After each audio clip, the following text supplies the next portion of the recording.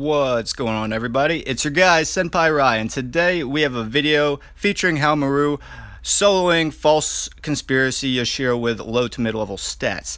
Now, for this build, we of course have his 3 PG tier card, which will proc very quickly, allowing him to inflict maximum amount of DPS in a rather short amount of time. For his set cards, we have the Light and Dark fully maxed out, which give 7 times 3, so 21% attack, plus the active skill bonus, plus 10, so 31% attack total.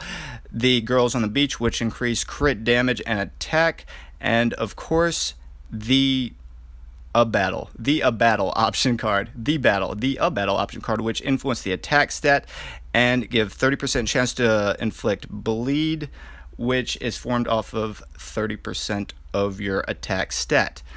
Now, without further ado, let's kill this bastard. Not fair and square. Try to go opposite of fair and square. I mean, especially any type of epic quest, it's never fair if you're a lower stat built character. Now, something interesting. See how I always try to lead with, whenever I'm using Haohmaru, skill 1, then 2, then 3. Why is that? Because I treat this match like a PvP match, and I'm gonna touch base into that a little bit greater when he's at about 4 times health bars.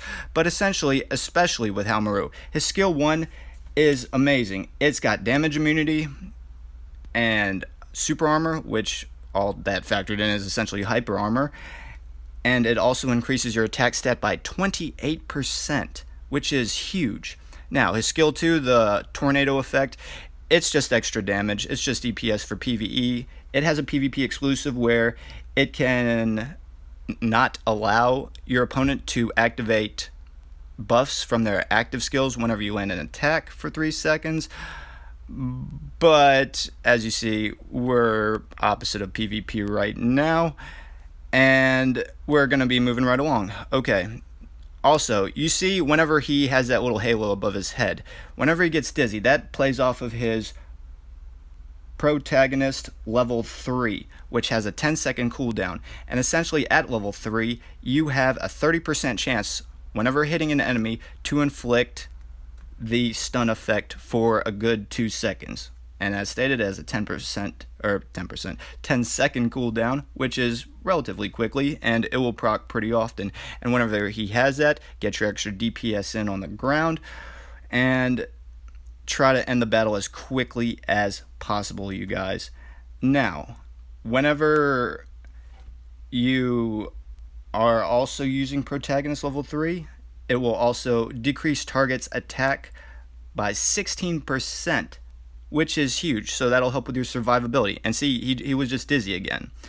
I mean, protagonist level 3 procs very often, and it'll decrease target's attack by 16% for 6 seconds when you hit a bleeding enemy. Now, the other core that plays into his kit is called Wandering Swordsman level 3, and that will decrease 70% of critical damage received, which is huge. And it will also have essentially a 6-second bleeding effect instead of a 5 whenever you land a crit formed off his attack. Now, this is important. He's at 3 times right now. Now, this will start at 4, but at 3 times, he will go into essentially berserk mode. Look at him. He's coming for blood, you guys. He's in Super Saiyan 3 mode right now. And that's why I said, at this point of the match, heel hooked him. This could be it. Treat it like a PvP match. Start off with a damage immunity skill.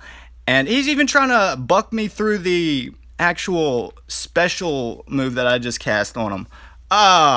You see, that's why you want to empty your skill set as quickly as possible, but start off with a damage immunity skill. Now, I have hoped you have enjoyed this preview and this showcase. Once again, this has been Senpai Ry, urging y'all to stay violent, my friends. And if y'all like my material, please like and subscribe.